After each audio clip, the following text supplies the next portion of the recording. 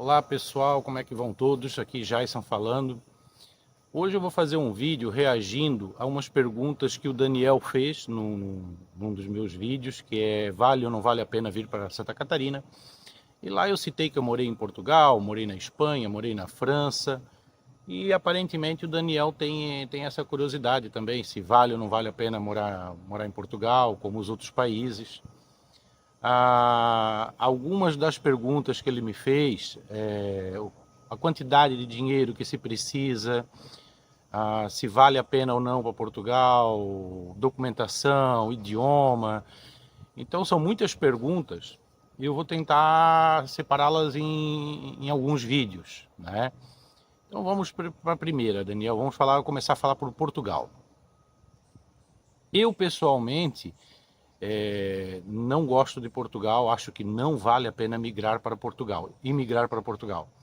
E eu vou te explicar o porquê. O pessoal que está assistindo aí no início já do vídeo vai ver que eu vou falar um pouco mal de Portugal, não do povo português. O povo português é um povo muito bom, trabalhador, tá? É um povo muito guerreiro e muito sofrido, tão sofrido quanto o brasileiro. Agora, Portugal não é na minha opinião, não é um bom país para se migrar, mas isso vai da opinião de cada um também. Eu vou passar o meu ponto de vista para vocês, né? E vocês vão ver outros pontos de vista também. Tenho certeza que muita gente vai vir aqui me criticar. Então quer dizer que você vai dizer que não vale a pena sair do Brasil para Portugal? Não. Eu acho que na maioria dos casos não vale a pena sair do Brasil para Portugal, mas vale a pena sair do Brasil para a Europa. França, na minha opinião, vale a pena. Espanha, muito melhor do que Portugal. Mas vamos lá. Daniel, é o seguinte. Vamos falar da realidade de Portugal, o que eu senti em Portugal. Eu imigrei para Portugal com uma esposa e um menino de 3 anos. E fui com uma boa reserva de dinheiro, tá? Fugindo um pouco da regra da grande maioria dos imigrantes, na época eu tive condições com uma boa reserva de dinheiro. Mesmo assim, o meu foco não era Portugal, a princípio era a Espanha, mas os primeiros 30 dias fiquei na Espanha, não consegui casa para alugar e tal, que é a dificuldade de todo imigrante é lugar para morar. Eu não quis sujeitar a minha família, que é o que a maioria sujeita, a morar em quarto, dividir apartamento, isso sempre foi uma condição que eu coloquei. Então, se eu chegasse ao ponto de ter que dividir um apartamento com a minha família, esposa e filho, eu voltava para o Brasil. Então, eu levei uma economia considerável para que isso não acontecesse. Enfim, não conseguimos casa na Espanha, nos mudamos para Portugal. Só lembrando, foi a segunda tentativa de migração para a Europa minha, tá? Eu acredito que não foi a última, provavelmente eu vou tentar mais uma terceira vez, para a Espanha, nesse caso. E questão de emprego, chegamos em Portugal, conseguimos uma casa muito rápido no interior. Então isso foi em 2016, se eu não me engano, 2017, por aí. Perdão, deixa eu fazer as contas aqui, não. Foi em 2018, perdão, 2017 entre 2018. Na época, os aluguéis já não estavam fáceis. Em Portugal já eram muito caros. Nós conseguimos uma espécie de um trailer, eles chamam de casa móvel, numa região razoável, mas o dono na época queria 400 euros, mais as despesas.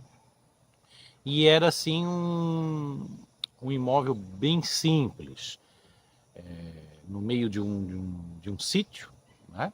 Era um sítio urbano, mas era no meio de um sítio, então não tinha uma lavanderia, não tinha conforto, não tinha um pátio privado, eram vários trilhos no mesmo terreno.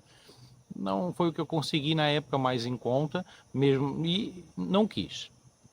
Não tinha por 550, 600.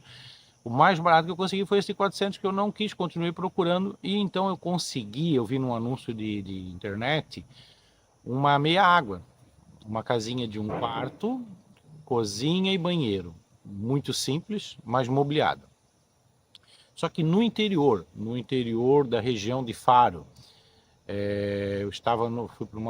fui acabar numa aldeia chamada Penina.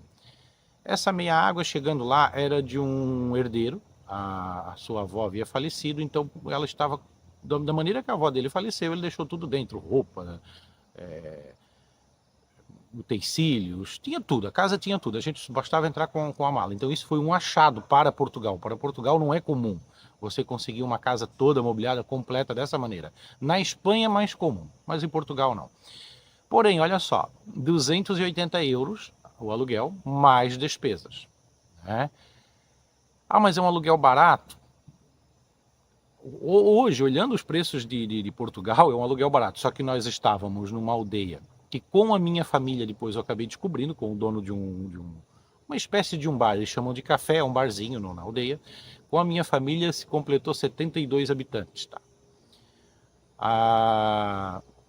Longe de tudo, não tinha um mercado, não tinha nada, não tinha um posto de saúde, não tinha escola. Então o mercado mais próximo, 2,5 km, 3 km, um mercadinho bem pequeno, um posto de gasolina, se tivesse um veículo, 4, 5 quilômetros. Então assim, era longe de tudo, era morar no interior. Ônibus, 3, 4 ônibus por dia passavam, até que não se podia reclamar. Acho que eram 2 de manhã e 2 à tarde. O carro não chegava, nós não tínhamos carro na época, mas nós estávamos com o carro alugado. O carro não chegava até a porta da meia água. A meia água não tinha um pátio fechado. A Europa tem muito disso. Eu vou falar uma coisa agora que é um pouco polêmica, tá? Mas na verdade nós morávamos numa favela. É a mesma coisa que uma favela. Eu não conheço muitas favelas, mas ela cresceu de forma desordenada, só que era de pedra. A diferença é que é uma favela que não é de madeira. Então às vezes a gente pensa assim, porque na Europa é muito mais rica. Não, não é bem assim. É porque como se você faz um barraco de madeira, ele 15, 20 anos ele se deteriora, né? Agora você faz uma mesma estrutura de pedra, dali 200 anos ela, ou mal ou bem, provavelmente ela vai estar de pé ainda se você mantém um certo cuidado, né? Então era toda de pedra, só que a diferença de uma favela de pedra, vamos dizer assim, que eles chamam de aldeia, mas não é uma favela, tá? Se vocês forem ver, vielas que não passam carro, não, os terrenos são todos irregulares, um tem 100 metros, o outro tem 50, o outro tem 30.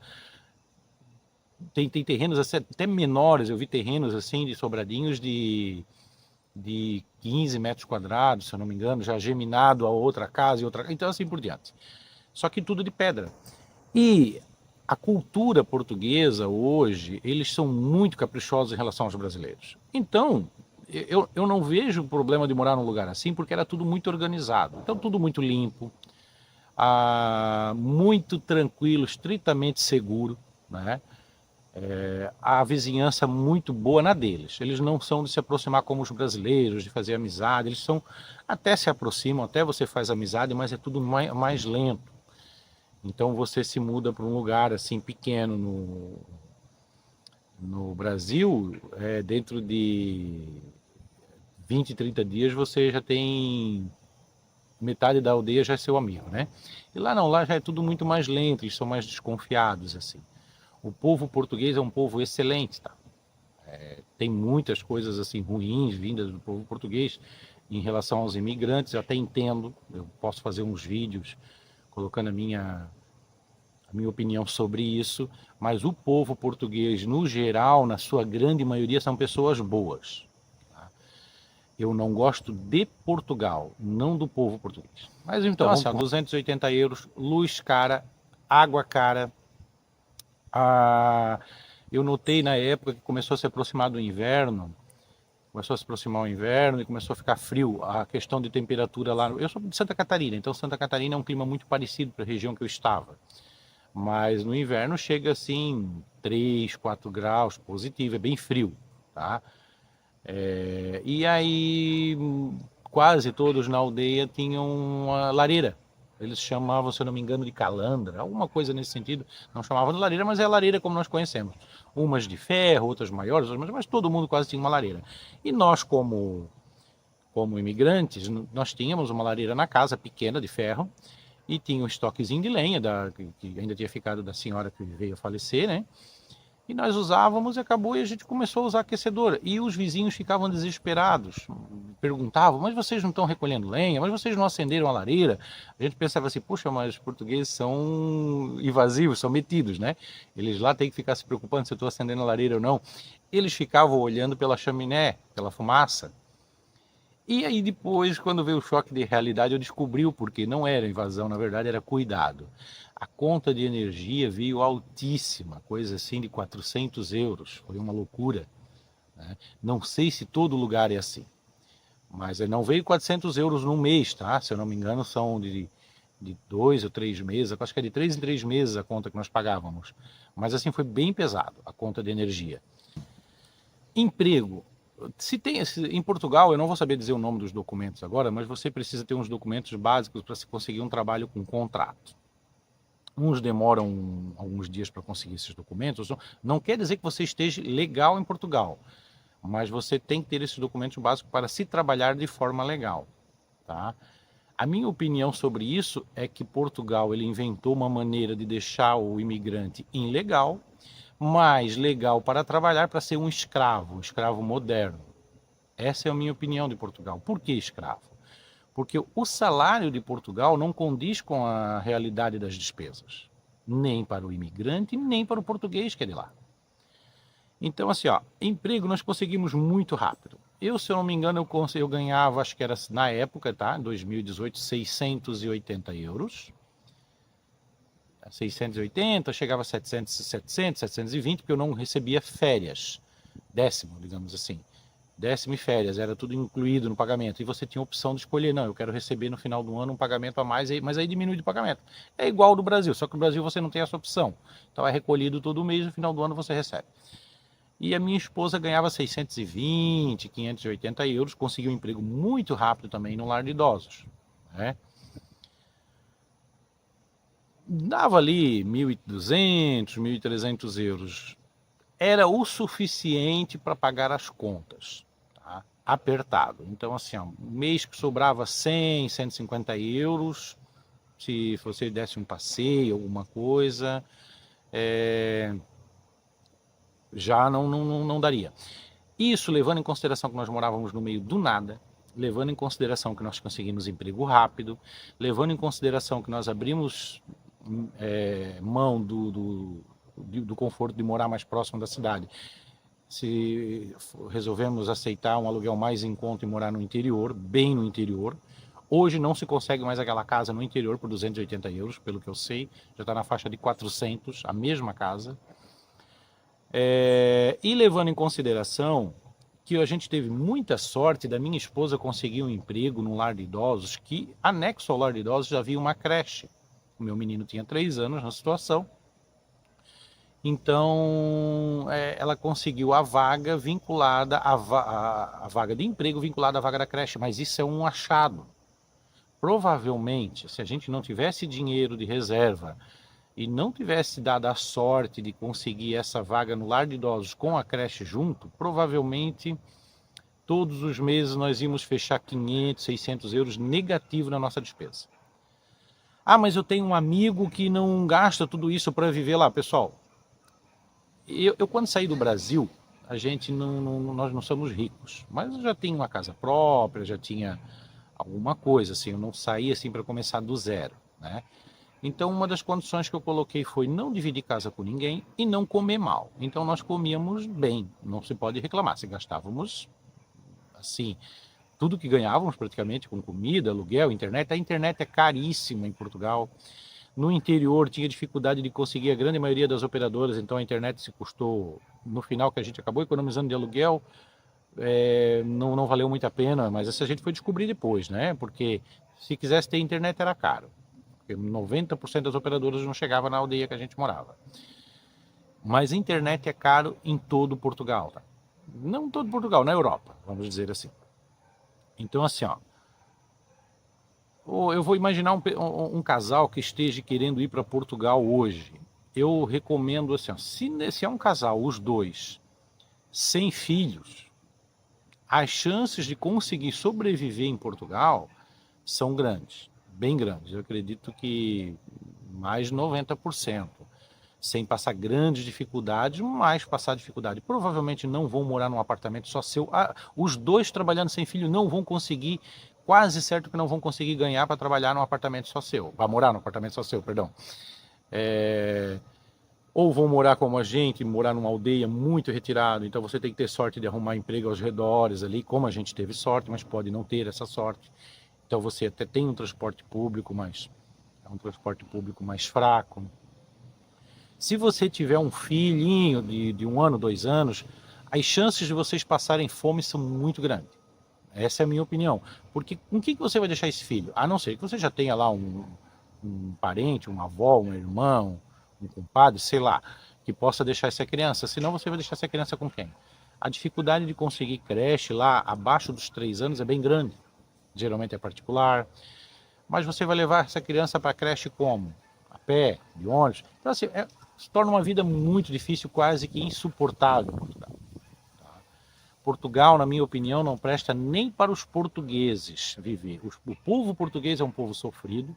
Quem não tem uma herança, quem não tem uma casa que herdou da mãe ou dos pais, que tenha que trabalhar para pagar aluguel, esteja assim entre 20 até 40 anos de idade, português não fica em Portugal. Não fica porque Portugal não se justifica. O que se ganha em Portugal não paga as despesas ou você vive muito mal. Então, geralmente, quem está ficando lá são os portugueses que têm alguma herança, né? Porque o país é bom de viver, em questão de vida, de tranquilidade, de segurança. Tá? Então, se você tem uma herança, você tem uma situação financeira melhor, não tem por que não viver em Portugal. Portugal é ótimo, mas sem dinheiro qualquer lugar se torna ruim.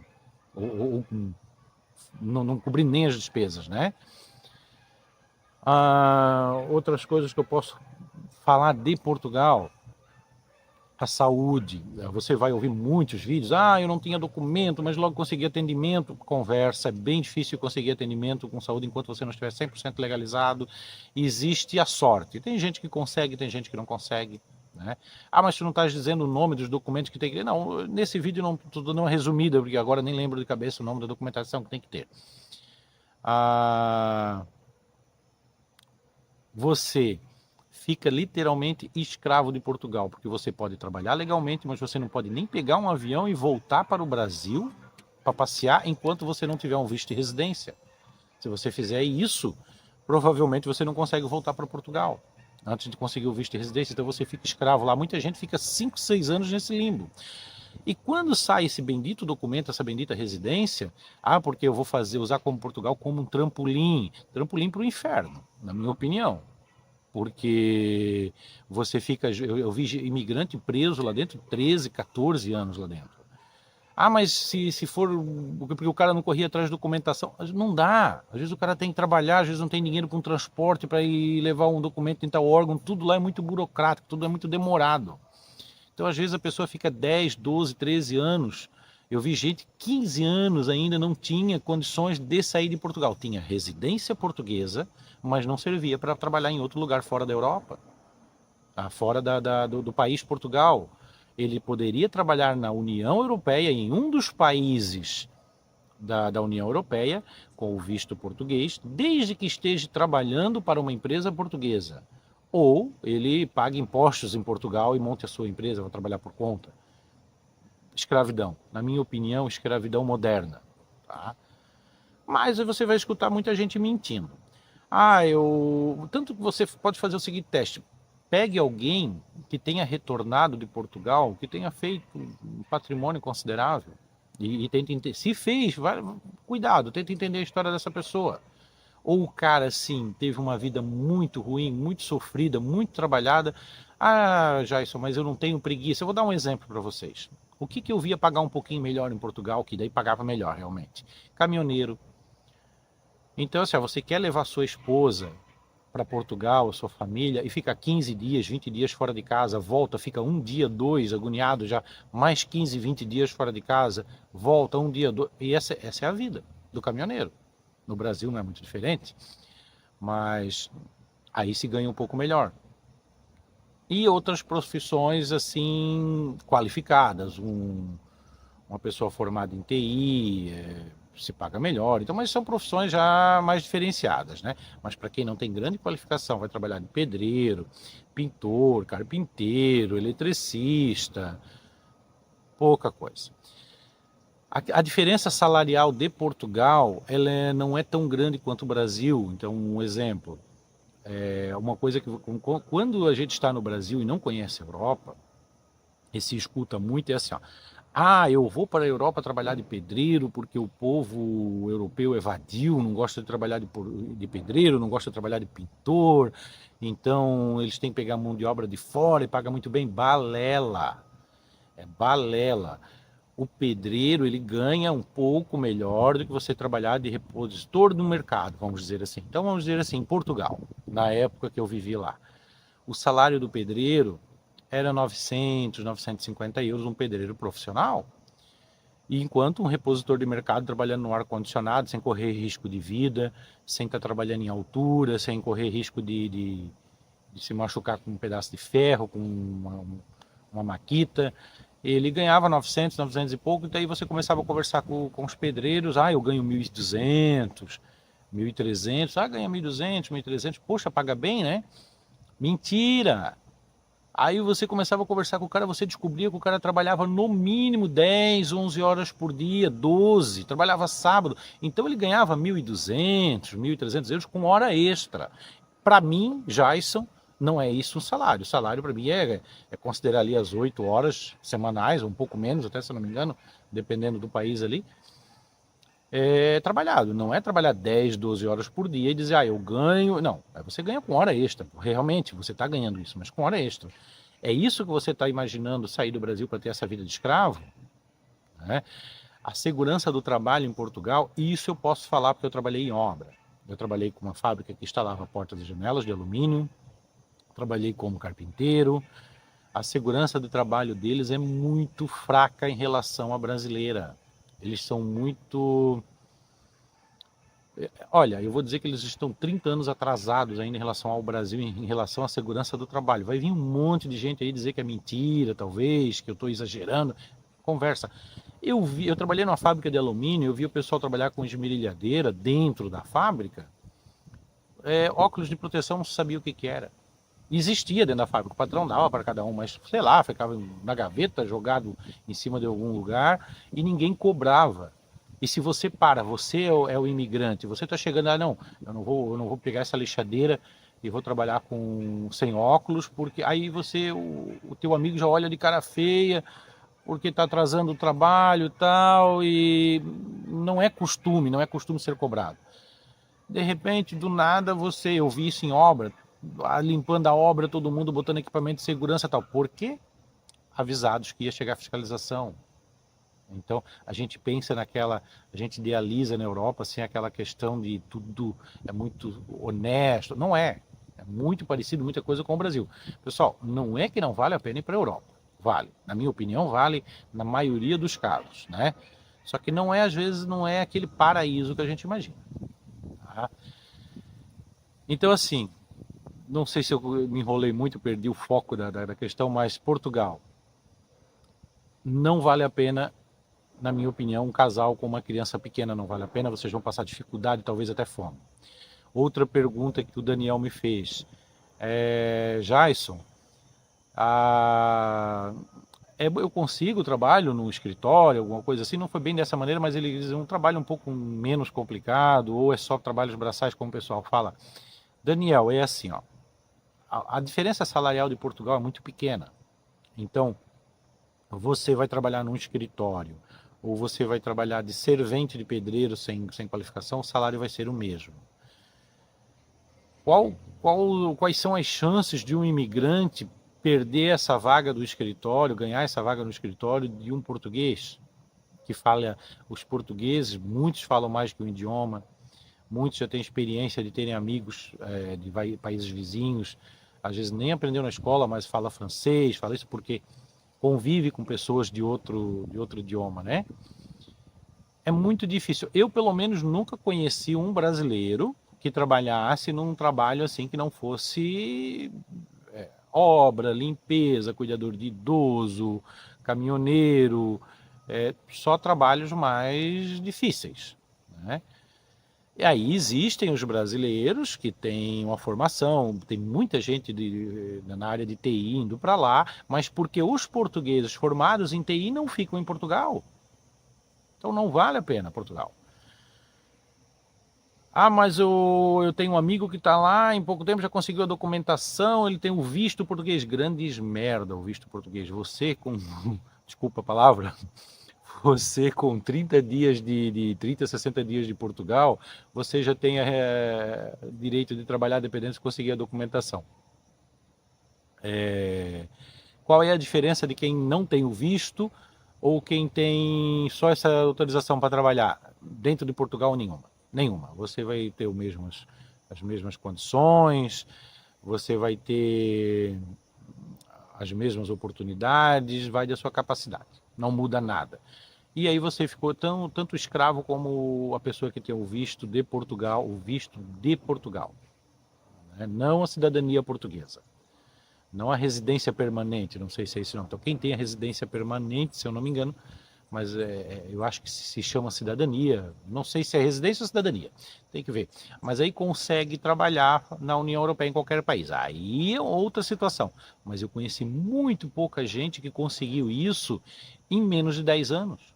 Geralmente é 10, 12, 15 anos para conseguir essa nacionalidade portuguesa, vamos dizer assim, para te abrir as portas da União Europeia, né? E nesses anos, de repente, passam 10, 12, 15 anos, você finalmente consiga, você já está esgotado, de repente você já não vai estar mais tão jovem, Portugal já te consumiu. Então, Daniel, França, Espanha, Holanda, qualquer outro lugar, na minha opinião, menos Portugal. Então, mas aí é questão de opinião, né? Enfim, falando de Portugal seria isso. Então no próximo vídeo agora eu vou estar falando da Espanha, eu vou falar da França também,